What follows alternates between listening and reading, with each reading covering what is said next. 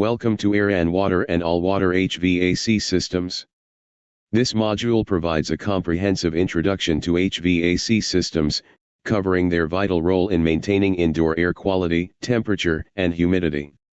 It highlights the core processes, including heating, cooling, ventilation, and air movement, and explains the components and configurations used in modern HVAC systems.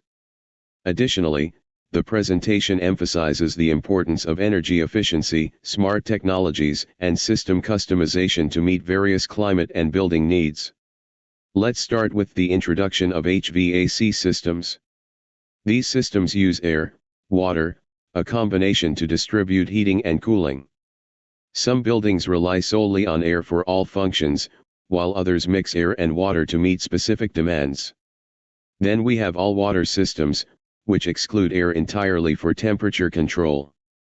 As we move forward, you'll see how these choices impact system design, performance, efficiency. Pay close attention, as these principles are foundational for what's to come. Air and water systems. Air and water systems are commonly used in spaces with high heating-cooling demands, especially near exterior walls. For example, think about an office or school where room temperatures can fluctuate significantly. These systems combine the strengths of both air and water. The water takes care of cooling heating, while the air handles ventilation. However, keep in mind that these systems aren't great for humidity control, so they work best in environments where moisture isn't a major concern. Why do you think that's the case? That's because the primary focus here is temperature rather than moisture management. How air and water systems work. Here's how air and water systems operate. Chilled water from a cooling plant cools the primary air before it's distributed throughout the building. Smaller systems might use a direct expansion coil for this cooling. The air can either be 100% outdoor air, a mix of outdoor and recirculated air. Now, in colder climates, an additional preheat coil prevents freezing in the cooling coil. This ensures the system runs smoothly, even in extreme conditions. Now let's talk about terminal units, the core components of air and water systems. Each room has its own terminal unit, like fan coil induction units, to control temperature. Fan coil units work by blowing air over heating cooling coils, while induction units rely on the pressure of primary air to operate. These terminal units are essential for creating a comfortable indoor environment. Some even come with features for humidity control dehumidification. Think of these units as the final touch, ensuring each room meets its specific comfort requirements.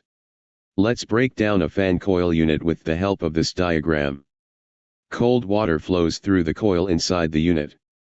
As air passes over the coil, it cools down and is then returned to the room. A condensate drain collects any excess moisture, preventing leaks. There's also an air filter to keep the air clean. A fan ensures that conditioned air circulates evenly. This setup allows the unit to maintain a consistent, comfortable temperature, no matter what's happening outside. Heating, cooling, ventilation in air and water systems. In air and water systems, water does the heavy lifting for heating cooling, while the air system primarily handles ventilation. This division of labor is efficient because it reduces the need for large volumes of air to carry heat. While the system filters the air and controls humidity, its lower airflow requirements make it more energy efficient. This setup ensures you get a comfortable indoor environment without excessive energy consumption. Air and water system zones. Air and water systems often divide buildings into zones, with each zone having its own terminal unit outdoor air intake. For example, conditioned outdoor air might be distributed through insulated ceiling spaces to improve efficiency. Terminal units in each zone mix this air with return air, further conditioning it before delivering it to the room. This zoning approach ensures precise control of temperature ventilation, creating a consistent, comfortable environment across the entire building. Hot outdoor air temperature. When it's hot outside, air and water systems use chilled water to deliver cool primary air to the building. This helps maintain consistent indoor temperatures even on the hottest days. The system automatically adjusts its cooling output to respond to changes in outdoor temperatures, ensuring energy efficiency comfort. This adaptability is one of the reasons air and water systems are so popular in regions with fluctuating climates. Transitional outdoor air temperature and cold outdoor air temperature. In colder weather, the system switches to heating mode. Primary air is heated, hot water replaces chilled water in the terminal units. This ensures that even as outdoor temperatures drop, indoor spaces remain warm cozy. The system seamlessly transitions between heating-cooling as needed, providing year-round comfort without wasting energy. Think of it as an automatic adjustment to match the season's demands. Mechanical cooling. Mechanical cooling isn't always required in air and water systems, especially in milder climates where natural ventilation can suffice. However, in most cases, mechanical cooling is used to handle temperature demands effectively, particularly in areas with high occupancy heat loads. This added cooling capability ensures the system remains efficient, maintains comfort, even when outdoor conditions aren't ideal. Heat gain. In large buildings, heat from equipment, lights, occupants can increase the cooling load significantly. Instead of wasting this heat, modern systems redirect it to perimeter zones, where it offsets heating demands. This process reduces the overall energy required for heating-cooling, making the system more efficient. It's a clever way to balance energy use while maintaining comfort across the building. Piping configurations of two-pipe systems. Let's explore the two-pipe system, a basic yet widely used HVAC configuration. In this system, we have one supply pipe, one return pipe that work together to deliver either heating-cooling. This design is simple, cost-effective, making it ideal for buildings with relatively stable temperature requirements. However, there's a limitation: it can only provide heating-cooling at one time. For example, in the summer, the system needs to switch to cooling mode. In winter, it switches back to heating. While this setup lacks the flexibility to address rapid temperature changes, it serves well in environments with consistent seasonal needs. Piping configurations of three-pipe systems. Now, let's talk about the three-pipe system. Unlike the two-pipe system, this configuration includes separate hot-cold water supply lines, which allows for quicker changes between heating-cooling. For instance, in a hotel where different rooms might need heating-cooling at the same time, this system provides the versatility to meet those demands. Four-pipe HVAC system. Now, let's examine the four-pipe system. This configuration allows heating-cooling to operate simultaneously in different zones. For instance, in an office building, one room might need cooling while another requires heating.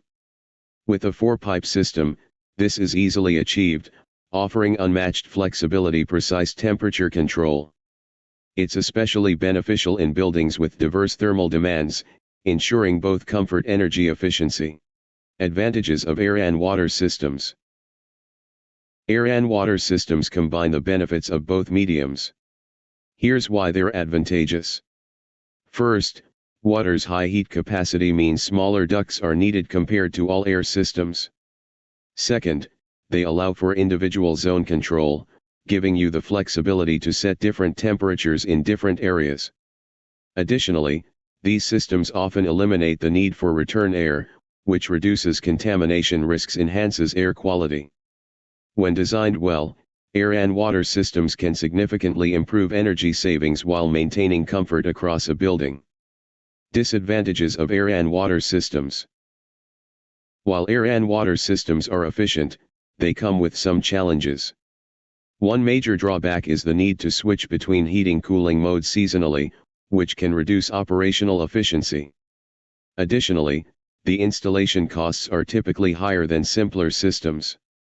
Careful management is required to prevent issues such as leaks, improper airflow, which can compromise both energy efficiency and comfort.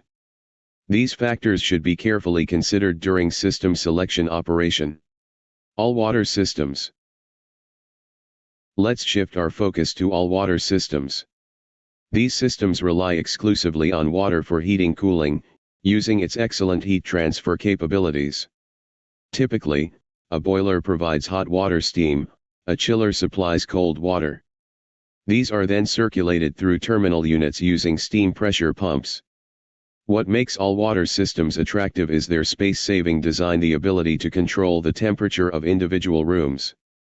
For example, in a hospital, this system allows each patient room to be independently adjusted for maximum comfort. Ventilation in all-water systems. Now, let's discuss ventilation in all-water systems. Unlike air-based systems, these rely on convection from terminal units for air movement. While this works in smaller spaces, it may not ensure precise air quality. To address this, some setups integrate preconditioned air through terminal units, use separate exhaust fans vents. If we combine such ventilation with the all-water system, it evolves into an air-water system, enhancing both air quality temperature control.